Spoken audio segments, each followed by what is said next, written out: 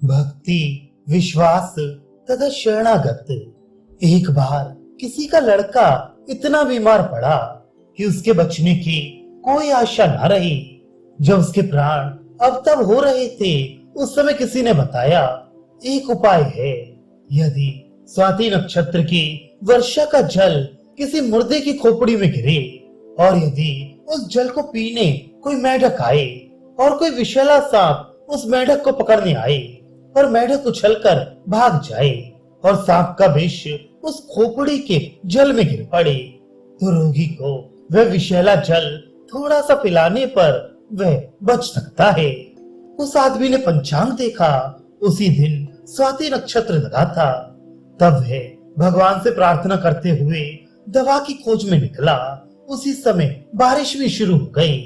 तब वह व्याकुल हो कहने लगा, हे भगवान, अब मुर्दे की खोपड़ी भी कहीं मिला दो।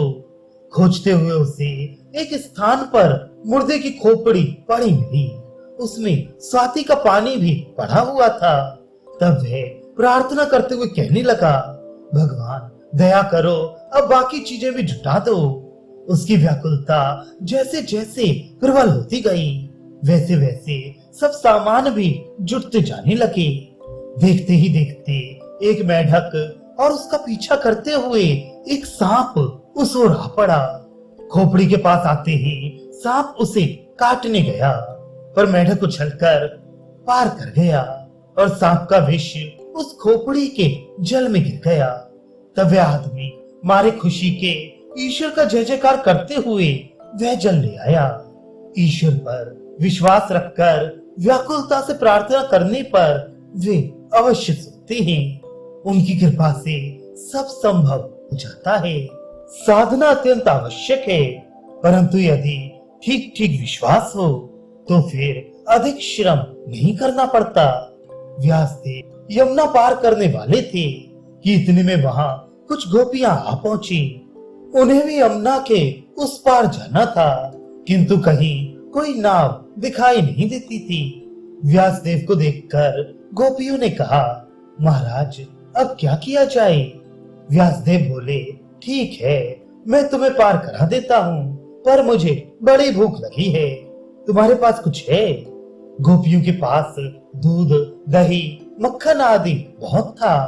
व्यासदेव के आगे रखते ही वे सब कुछ खा गए। तब गोपियों ने पूछा, महाराज पार जाने का क्या हुआ?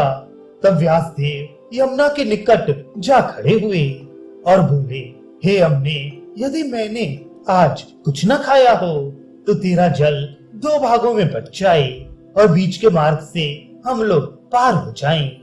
व्यासदेव के ऐसा कहते ही यमुना का जल दो भागों में विभक्त हो गया और बीच में से रास्ता बन गया। गोपियां आश्चर्यचकित हो सोचने लगी, अभी तो इन्होंने इतना खाया और फिर भी कहते हैं कि यदि मैंने आज कुछ न खाया हो। किंतु यह उनका दृढ़ विश्वास था कि मैंने नहीं खाया। हृदय में जो नारायण है उन्हीं ने खाया है। किसी ब्राह्मण के यहाँ ठाकुर जी की नित्य सेवा होती थी। एक दिन किसी काम से ब्राह्मण को कहीं दूर जाना पड़ा। जाते समय वे अपने छोटे बालक से कह गया, देख, आज के दिन ठाकुर जी को तू ही भोग लगा देना, उन्हें ठीक से भोजन करा देना। ठीक समय पर बालक ने ठाकुर जी को भोग लगाया और शांत बैठकर देखने लगा, पर ठाकुर जी तो जैसे के वैसे ही रहे।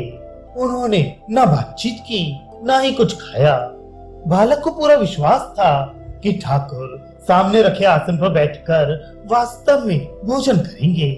उसने बड़ी देर तक बैठे रहने के बाद भी जब ठाकुर जी नहीं उठे तो वह बार बार विनती करने लगा, ठाकुर जी, बाबूजी मुझसे तुम्हें भोजन कराने के लिए कह गए हैं, तुम क्यों नहीं आते? मेरे हाथ से तुम क्यों नहीं खाते?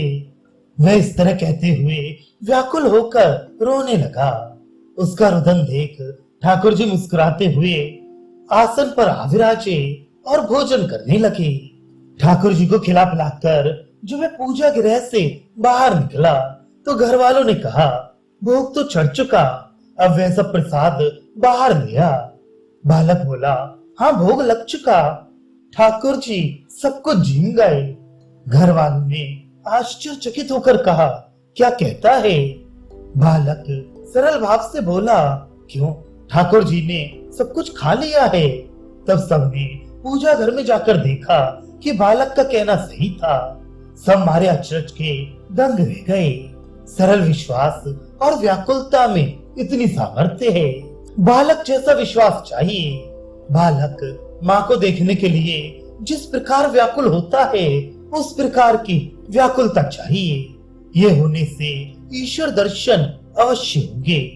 जटिल नाम का एक बालक था। वह रोज वन में से होकर पाठशाला में जाया करता था। वन में से अकेले जाते हुए उसे डर लगता। एक दिन उसने अपनी माँ से यह बात बताई। माँ बोली, डर किस बात का बेटा, तू मधुसूदन को पुकारा करना। बालक ने पूछा, मधुसूदन कौन है माँ?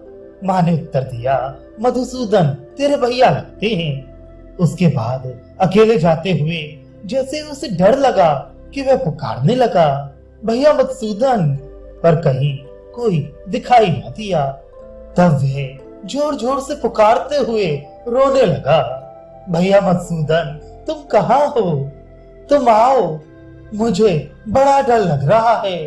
बालक की व्याकुलता देख मधुसूदन रह ना सके। वे झट उसके सामने प्रकट होकर बोले, ले मैं आ गया, तू डरता क्यों है? ये खे मधुसूदन ने उसे पाठशाला के निकट पहुंचा दिया और कहा, तू जब कभी मुझे पुकारेगा मैं उसी समय आ जाऊंगा, तुझे कोई डर नहीं।